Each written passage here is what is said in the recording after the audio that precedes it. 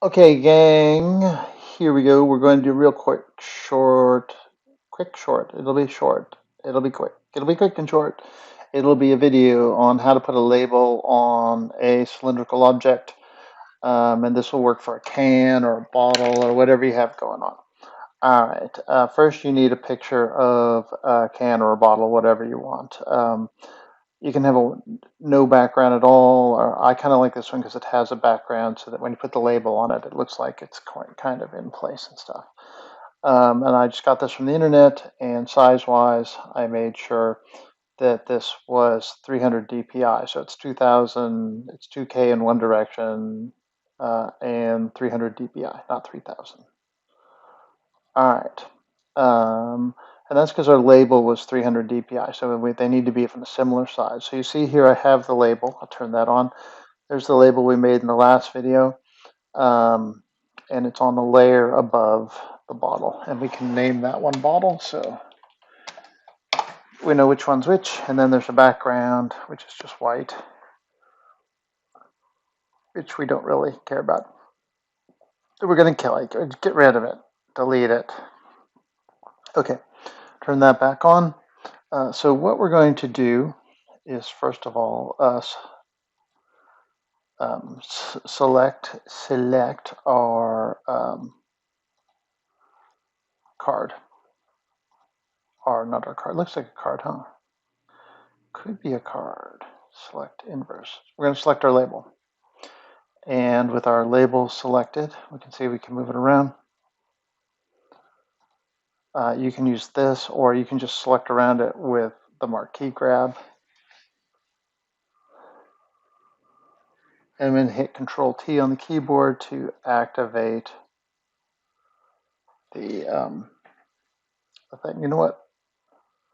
I want to, what we're going to do, I want a closer grab. So I am going to go back to this, go select inverse. So it selects this area. And then I'm going to go Control T and see, you can see the movers for expanding and stuff are closer to the edges of the bottle, which is kind of what we're going to want. So then I'm going to bring this down here and make it sort of the size it is right there. Kind of, just sort of. It doesn't have to be exact. We'll fix it here in a second. And then with control, with it still selected, I'm going to go edit transform. I'm going to go warp. And then you can see warp gives you all these options for bending and moving stuff, and we can manually do this, and it used to be very hard, but after years of people yelling at them, you can come up here to where it says warp, and instead of custom, you can choose any of these now, which is great. And this is the greatest thing of all, is cylinder. So we just select cylinder, and then we get a warp manifestation like this. So we can, and if you grab this, you can see it resizes the whole thing if you grab it in the corner. So I can kind of get it roughly. And if you grab the middle one, it changes where the curve of the bottle is. So now all I have to do is match that blue curve down below there. I zoom in, maybe it's a little easier.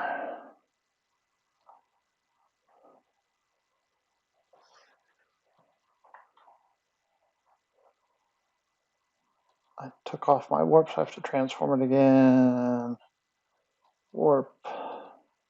Cylinder. Whoa, I might have messed it up. Okay, I'm going to back it off. When I took it out to zoom in, it messed it all up. Add it, undo, add it, undo.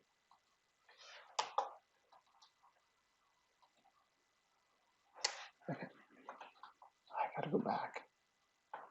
There, edit, transform, warp.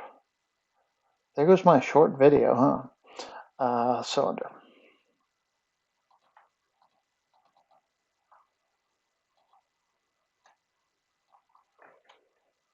Yeah, I did it again. Edit, transform, warp,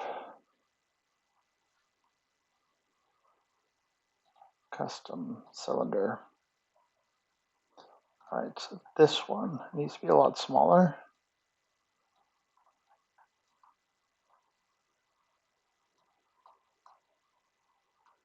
And oh, that one spreads it out for perspective. This one needs to come up. It's almost flat here on the top, huh?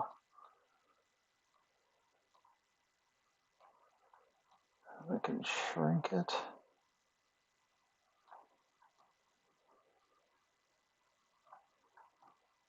Bring this up to match the bottle. Bring this down to match the line there.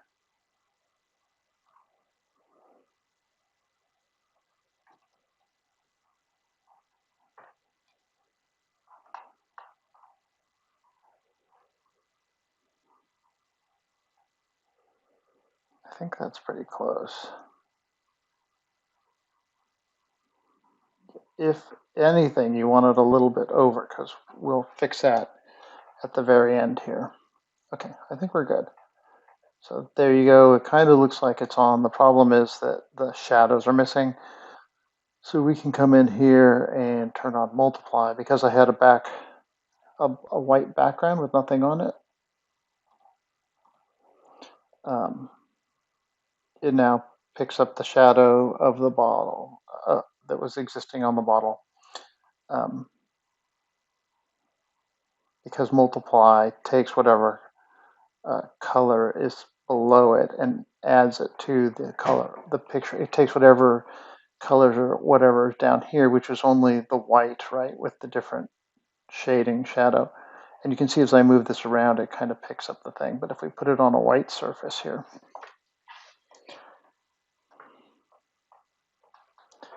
you can see it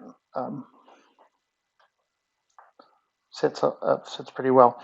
All right, so the last thing I want to do is you can have this crop by the thing below. So I'm going to go, I can go, if I hold down Alt between these two layers, it turns this one into a clipping mask. And then you don't get excess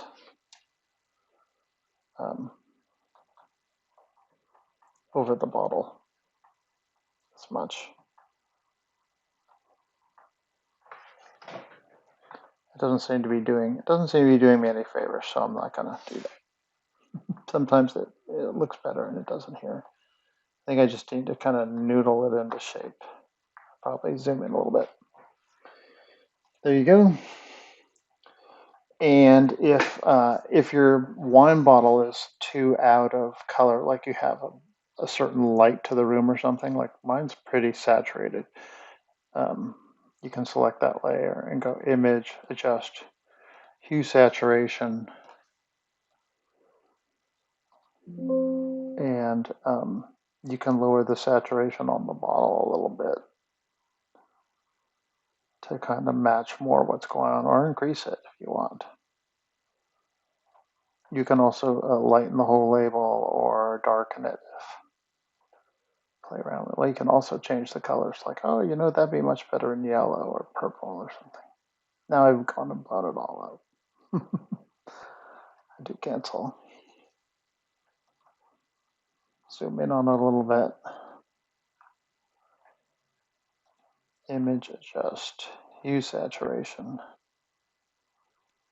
And take saturation down a little.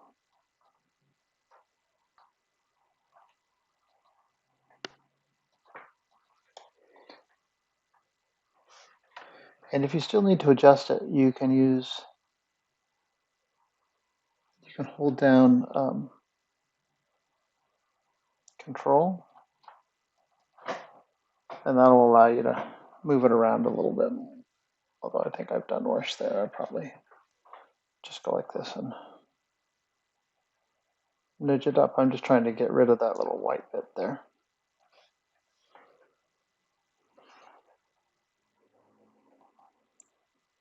All right, then save it. And you're good to go. That's how you put your label on your final bottle.